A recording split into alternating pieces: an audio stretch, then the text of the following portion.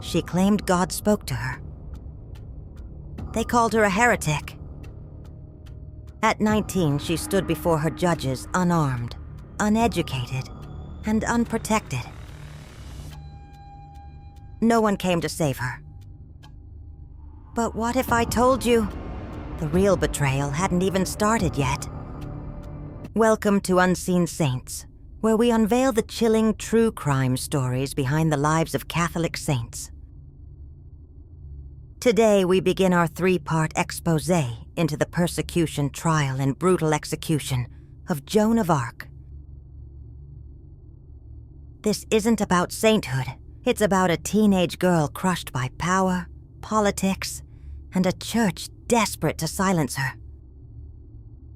Joan was born in Domremy, a remote French village plagued by war. At age 13, she claimed to hear voices, celestial ones. These voices weren't just whispers, they were divine commands. She said Saints Michael, Catherine, and Margaret urged her to take up a mission: save France from English occupation. The war had ravaged France for nearly a century. The people were tired, the crown was weak, and the enemy ruthless.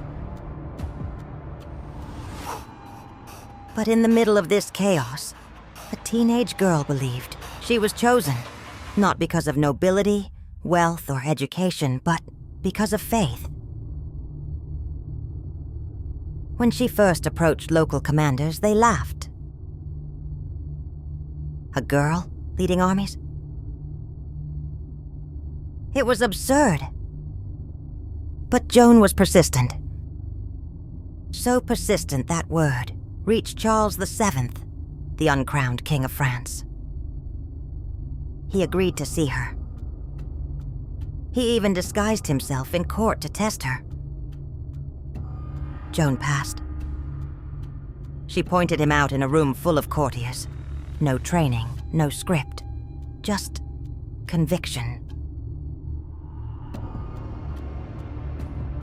At 17, Joan led French troops to lift the siege of Orléans. What followed was a string of miraculous victories. She became a legend, a beacon of hope. Soldiers who were ready to desert stayed. Towns on the brink of collapse resisted. And yet, Joan never fought with a sword. She carried a banner, a symbol of light, of providence. She wasn't a killer. She was a symbol. But symbols threaten power, and Joan's sudden rise alarmed those in high places. The English branded her a witch. French nobles whispered of sorcery. Even church officials began to wonder, was she inspired by God or deceived by demons? She led Charles to Reims, where he was crowned king. It should have been her moment of triumph. Instead, it was the beginning of her end. The king's gratitude turned cold. Joan, who had no formal role or title, was now expendable. In 1430, during a skirmish near Compiègne, Joan was captured by the Burgundians, French allies of the English. She was imprisoned. Her king? Silent. No ransom. No diplomatic intervention.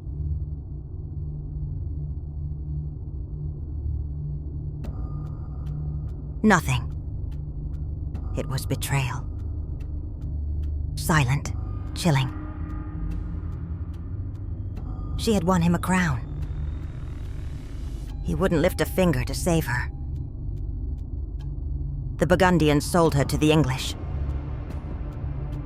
But instead of trying her as a prisoner of war, they handed her over to the church.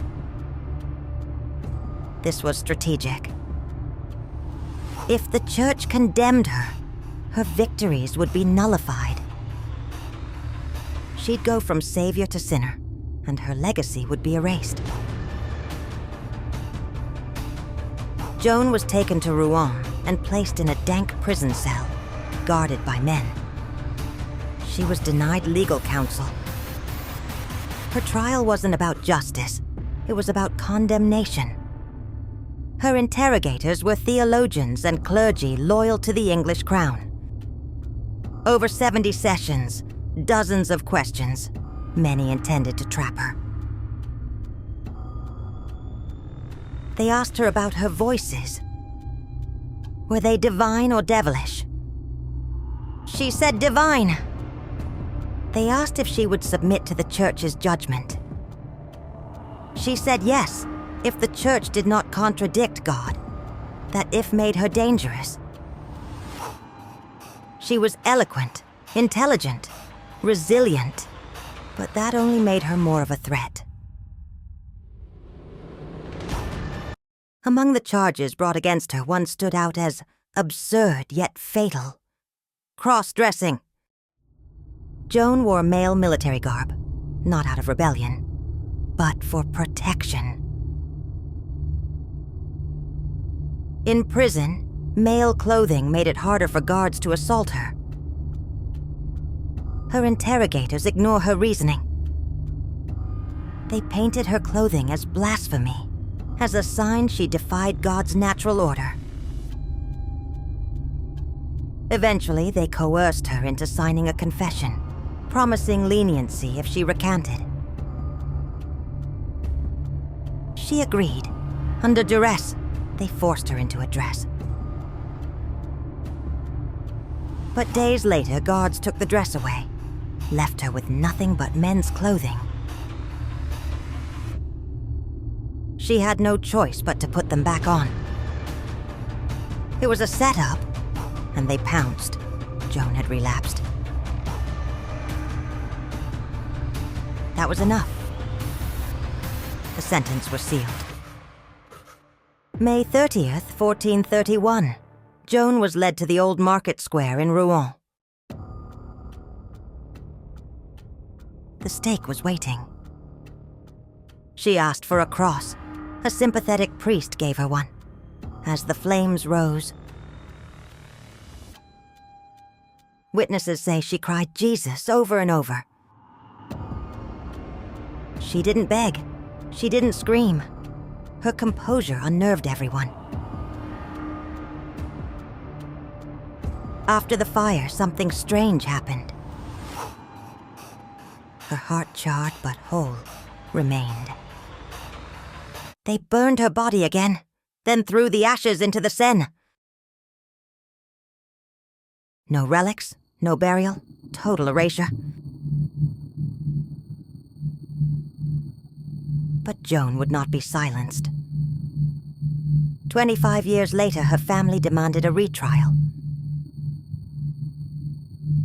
The church, now politically distanced from England, agreed. The verdict, nullified.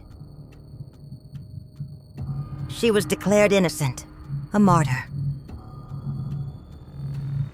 Some of her accusers were defrocked, others exiled, but the damage was done.